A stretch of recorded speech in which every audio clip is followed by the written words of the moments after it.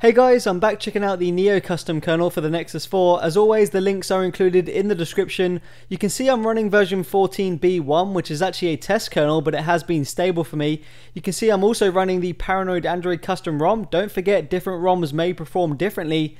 So yeah, let's do this. Let's start off with some kernel features. Now, it comes with PA's half-breed gamma settings by default, and on the latest releases of the kernel, including the one I'm running right here, the gamma settings can't be changed or tweaked as far as I know. So if you don't like PA's half-breed colors, you may be out of luck right now. So diving into Trickster mod here, we can see what we've got, and all the settings here are the default values of the kernel. The minimum frequency goes all the way down to 192 MHz, which should help you save some battery life. The maximum frequency can be overclocked all the way up to a whopping 2 GHz. Now, I haven't tried that myself, and be aware it could cause your device damage, but it's there if you fancy giving it a shot, although I do strongly recommend you don't benchmark at that speed.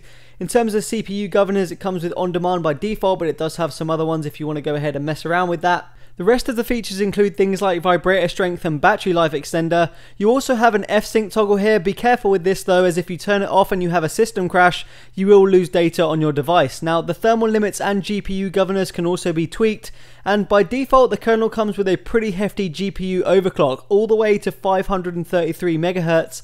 I've had no issues running this, although some people have had errors when using the camera. If that's the case for you, just dial it down a little bit. You've also got sound and LED control, and it comes included with the screen wake feature, so you can turn your display on and off with a simple swipe. You should also note the kernel comes with a default -100 undervolt on all frequencies, so if that causes you instability, you need to go ahead and raise them slightly. So moving on to UI performance, and the default settings for this kernel are actually set to dual core minimum, so it always has at least 2 cores online. I've been really impressed with the speed and fluidity of this kernel. It seems to open apps a little bit quicker and smoother than most kernels. You can see here as I scroll through the widgets and apps as fast as I can, it shows no signs of slowing down or losing frames anywhere. So I'm just going to go ahead and run some benchmarks here, and I should mention I'm not overclocked. You can see the frequencies at the top aren't exceeding 1.5 GHz, so we are still at the stock frequencies. So yeah, let's see how it does. And it comes in with a score of 2,412, which is actually the highest Geekbench score I've got on my Nexus 4 at stock frequencies. You can see the normal Nexus 4 scores 2,032, so we are way above that. You can see here from both Antutu and Quadrant that we get better scores than what we normally get on a stock Nexus.